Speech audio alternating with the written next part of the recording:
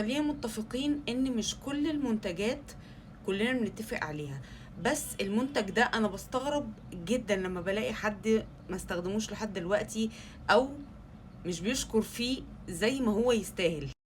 البرودكت ده يا جماعة هو شان بادي ميلك. يعني المنتج ده انا بحبه جدا جدا و it's very safe to use، ومن الحاجات اللي حلوة في البيت لكل افراد الاسرة حرفيا. بادي ميلك خطير، انا بحبه جدا جدا وبحس ان هو مناسب في اي وقت ولاي استخدام وفي اي سن.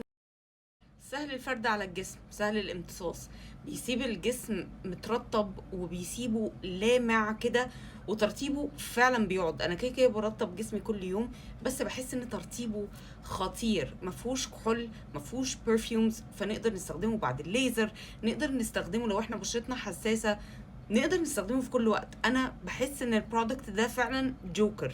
بالنسبة بقى للمكونات، فهو فيه سيرامايدز وفيه نايسيناميد وفيه شيا باتر وفيه هيلورونيك اسيد وكمان فيه يوريا، فانا شايفة بصراحة ان هو يعني close to perfection. ونسيت اقول لكم ان في ثيرمال ووتر او مياه حراريه، فممتاز for calming the skin، ولو عندك اي irritation من اي حاجه حرفيا بيكون خطير. المميز فيه بقى ان هو فيه تكنولوجي اسمها بنتا فيتن، ودي نوع من انواع الكربوهيدرات اللي بتشتغل كده زي الهيلورونيك اسيد، بس ده يا جماعه بيخلي الترطيب بتاعه بيقعد ل 72 ساعه لو انت من الناس اللي بتكسل ترطب جسمها. واحلى حاجه فيه ان انت حتى لما تيجي تحطيه وتخشي تاخدي شاور تنزلي ميه كده على جسمك، بتحسي ان جسمك اترطب كانك مستخدمه شاور كريم. فبصراحة من المنتجات الحلوة جدا اللي انا انصحكم بيها، متوفر في الصيدليات وبيبقى على الويب سايت بتاع اي باركفيل، ويو كان يوز ماي ديسكاونت كود لو انتوا حابين.